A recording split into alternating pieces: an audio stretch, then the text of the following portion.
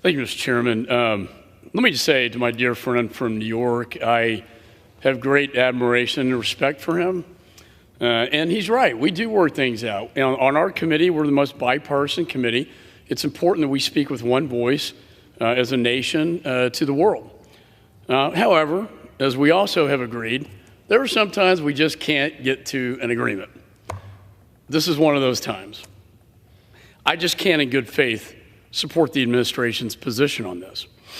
The gentleman's asked a couple of questions about why didn't this pass on suspension, and that's always our goal. But the fact is that 5 members on his side of the aisle voted in support of this bill.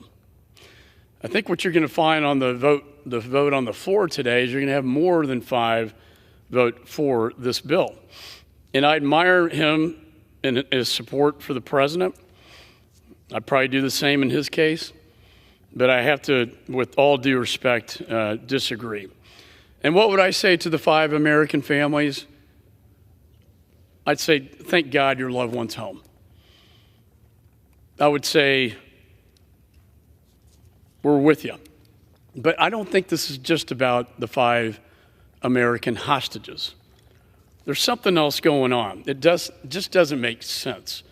Mr. Chairman, you have 5 innocent Americans exchanged for 5 indicted Iranians on charges related to national security. That alone is a bad deal. I mean, we talk about negotiations.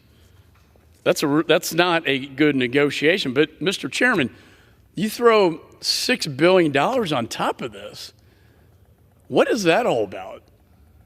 I have to ask the question, why was this money that was frozen in a South Korean bank transferred to an undisclosed Doha bank account to then be made available for humanitarian purposes to Iran? Now, what they'll say is, well, it's still frozen. But then again, why was the money transferred to an undisclosed Doha bank account? If it was for humanitarian, why couldn't the South Korean bank transfer it? I'll tell you why it was transferred to the Doha bank account, and we don't even know the name of the bank, Mr. Chairman. It was transferred at the request of the Islamic Republic of Iran. And why did they want that? Because they know that they can get access to the Doha bank account. They know that in Qatar, they're going to be more friendly to them than the South Koreans. This didn't happen by accident. It happened by design. That is precisely why the money was money laundered to this other bank account to funnel into Iran. And for what purpose? Humanitarian, and I get that. I don't doubt the gentleman from New York's, my good friend's heart and his sincerity. He believes this. But the facts are stubborn things. You know, under the previous administration, a bank was prosecuted for the same scheme that this administration is perpetuating in the Turkish bank, and this is from the DOJ Public Affairs, facilitating transactions fraudulently to appear to be purchases of food and medicine by Iranian customers in order to appear to fall within the so-called humanitarian exception. But don't take my word for this. Take the president of Iran's word for this. I will do whatever I want with the money. Let's be clear-eyed and sober about this. Let's not be naive. Putting $6 billion into Iran at this critical time, Mr. Chairman, after October 7th, the bloodiest day of killing Jews since the Holocaust. This is why their narrative is changing. Now it's like, well, but the president of Iran hasn't asked for the money yet. Oh, and by the way, it's frozen.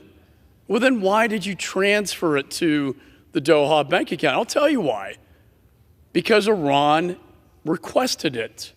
And the idea that Iran's not going to ask for this money, I have to say with all due respect, is incredulous.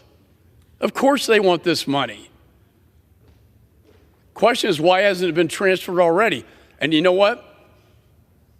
The answer is October the 7th. That's why it hasn't been transferred. They got caught with their pants down. Now they realize, oh my God, we can't transfer this money. Think of the optics here. This is going to look really bad. And there's another thing that's very nefarious going on here. There is some deal going on, Mr. Chairman, that we don't know about. And we have every right of oversight. They won't call things treaties because the Senate won't confirm it. They call them deals.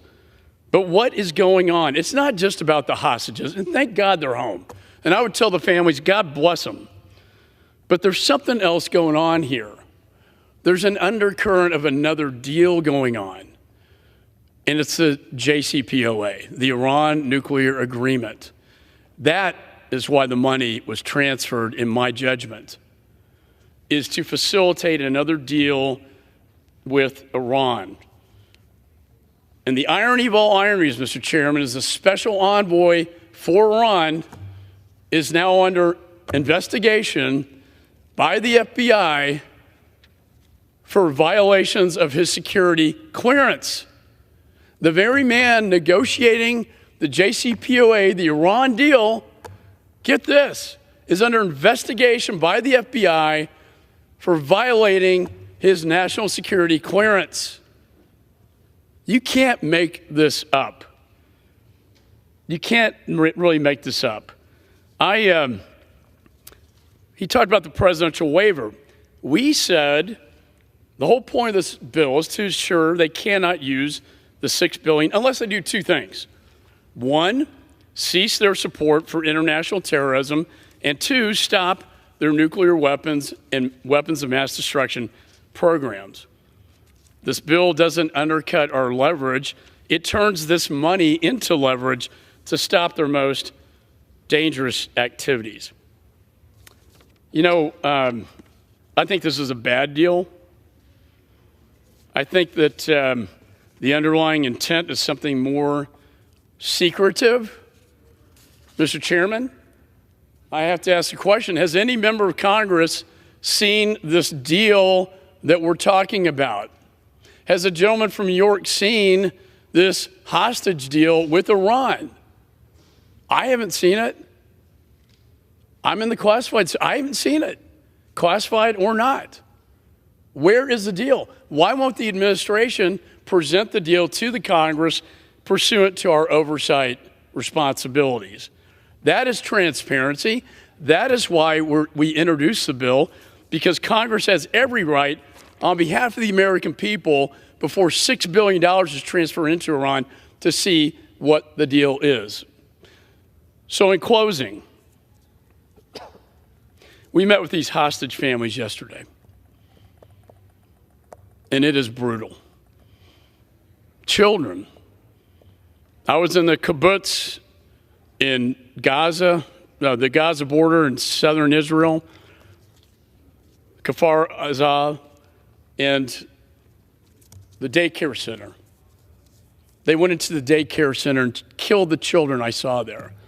They decapitated them, and they killed everybody I met in the kibbutz. I can't look at these, the families of the victims or the families of the hostages, in good faith. I cannot look them in the eye and say, you know what? I support your efforts to get your loved ones home, but guess what? I also support this deal that the president has decided to do to put $6 billion into the Islamic Republic of Iran, the largest state sponsor of terror, the very country responsible for the Hamas attacks, killing more Jews than I've seen in my lifetime. My father was a bombardier on a B-17 in World War II. He bombed the Nazis. He saw the Holocaust in his lifetime. I never thought I'd see anything like that in my lifetime, but guess what? This is the largest killing since the Holocaust.